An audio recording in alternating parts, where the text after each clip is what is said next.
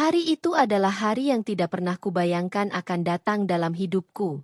Aku, seorang wanita sederhana yang bekerja di sebuah perusahaan ekspor-impor, tiba-tiba dilamar oleh bosku sendiri, Emer Emmanuel, seorang pria Afrika yang karismatik, tinggi besar, dengan senyum yang selalu membawa wibawa. Perjalanan kami tidaklah panjang. Aku hanyalah seorang sekretaris, sering menyiapkan laporan dan menemani meeting internasional. Namun, entah mengapa, ia selalu memperhatikanku. Tatapannya tidak sekadar profesional. Ada sesuatu yang membuatku merasa dihargai, bahkan ketika aku hanya membawakan secangkir kopi. Beberapa bulan setelah kami semakin dekat, ia menyatakan niat serius, ingin menikahiku. Jujur saja, aku terkejut.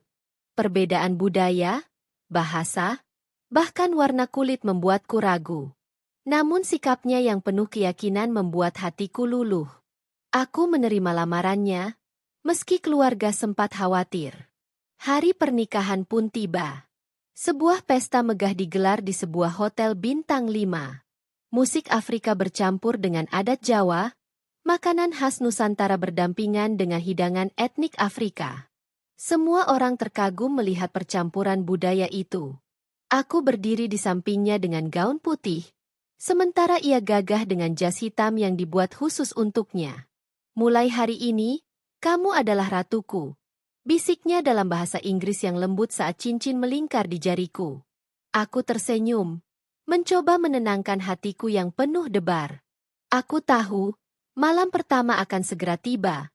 Malam di mana semua misteri akan terbuka. Malam itu, setelah pesta usai, kami masuk ke kamar pengantin. Sebuah ruangan mewah dengan tirai tebal, ranjang berukuran king, dan cahaya lampu redup yang membuat suasana semakin intim. Aku duduk di tepi ranjang, jantungku berdegup kencang. Namun, sesuatu yang tak terduga terjadi.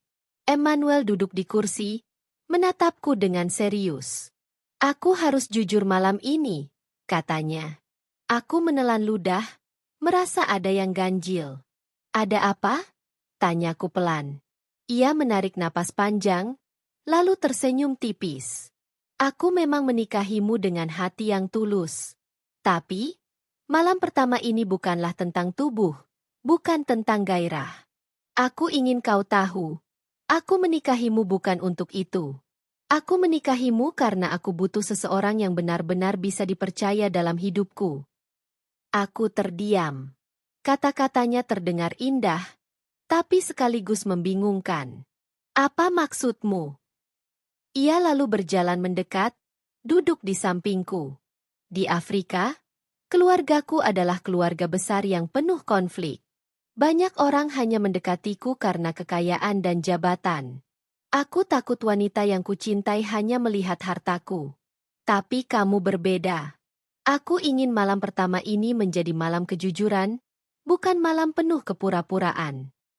Aku tercengang. Selama ini aku membayangkan malam pengantin yang penuh gairah. Namun ternyata yang kudapatkan adalah pengakuan hati yang dalam. Aku ingin kita tidur malam ini hanya dengan doa. Aku ingin memastikan kamu benar-benar siap hidup denganku, dengan segala perbedaan budaya yang mungkin akan membuatmu sulit. Lanjutnya. Dadaku terasa hangat. Aku tidak tahu harus menjawab apa selain mengangguk. Air mata menetes. Bukan karena kecewa, melainkan karena terharu. Emmanuel lalu meraih tanganku. Kita mulai pernikahan ini dengan saling percaya.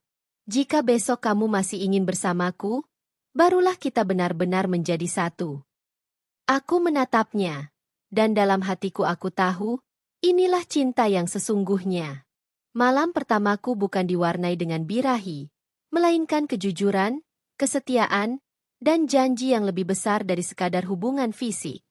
Kami pun berbaring di ranjang, bukan dalam pelukan panas, melainkan dalam kedamaian. Tangannya menggenggam tanganku erat. Kami berbincang lama, saling mengenal lebih dalam, tertawa, bahkan menangis bersama. Malam itu aku sadar, pernikahan bukan hanya tentang malam pertama, tapi tentang perjalanan panjang. Tentang bagaimana dua jiwa yang berbeda menyatukan diri dalam cinta.